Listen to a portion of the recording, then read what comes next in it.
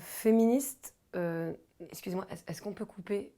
Mais non, parce qu'en fait, pour ma carrière, enfin, je veux dire, en tant qu'actrice, je vais pas être assimilée à une aigrie, une castratrice, une mal baisée, qui a la haine des hommes.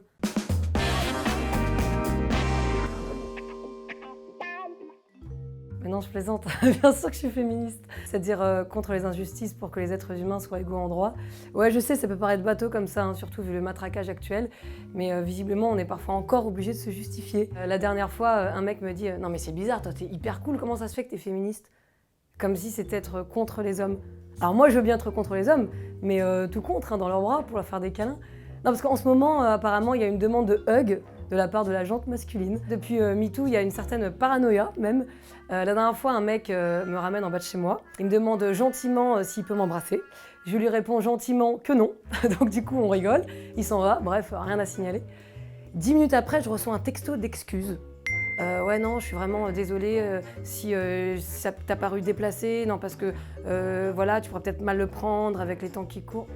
Mais de quoi tu t'excuses, gars? C'est vrai, la drague n'est pas interdite. Le viol, la violence, les insultes, le sexisme, le harcèlement, les mains au cul dans le métro, oui, mais pas la drague. J'ai l'impression que les mecs sont un petit peu perdus en fait en ce moment. Bon, après, c'est vrai que c'est difficile de déconstruire tout un schéma de pensée ancré depuis des millénaires parce qu'on a tous reçu une éducation patriarcale. Et le changement peut déstabiliser. Par exemple, si un mec, lors d'un premier rendez-vous Tinder, tient la porte à une meuf pour être galant et qu'elle, elle lui fout dans la gueule comme ça là, en disant hey, d'où tu me tiens la porte? Genre, je peux pas tenir une porte toute seule, c'est ça? Bon, bah là, le gars peut ne pas comprendre, c'est vrai.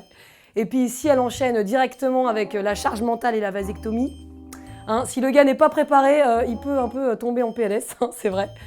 En fait, il y a toute une rééducation à faire, mais ça prend du temps. Moi, je veux bien comprendre que si pendant toute une génération, les mecs étaient habitués à rester les pieds sous la table, à attendre le steak et la pipe de Bobonne, ah ben là, ça fait tout drôle. Hein. Non, c'est vrai, l'abolition des privilèges, ça pique un peu. On va pas se mentir, pour le gars égoïste, c'est clairement pas la bonne époque. Hein. En revanche, pour le gars bien, c'est la consécration. Et c'est lui qui va commencer à pécho. Bah ouais, le mec sympa, à l'écoute, qui s'intéresse au clitoris, lui, a priori, il va ramasser. Hein. Et c'est d'ailleurs un juste retour des choses. Combien de potes, moi plus jeunes, se sont plaints de se faire piquer les meufs par des connards qui respectaient pas les femmes?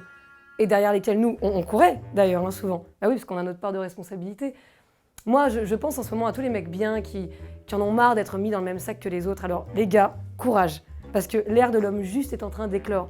Bah ouais, parce que des mecs bons, intelligents, avec du cœur, des féministes en gros, mais on en a plein.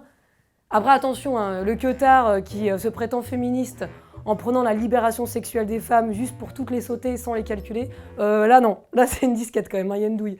Pareil, hein, le mec qui n'invite jamais sa meuf au resto, c'est peut-être pas un féministe, c'est juste un gros radin, voilà. Moi un gars m'a quand même sorti une fois, non mais toi, tu peux pas avoir de mec. Bah non, t'as trop compris comment fonctionner, tu nous as grillés, on peut pas te la faire à l'envers. Mais tu sais mon pote qu'il existe aussi des hommes qui veulent juste nous la faire à l'endroit. Et c'est eux les grands vainqueurs. Mais un conseil les mecs, hein, je le répète, mais si en ce moment vous voulez pécho, et surtout dans les années futures, soyez féministes.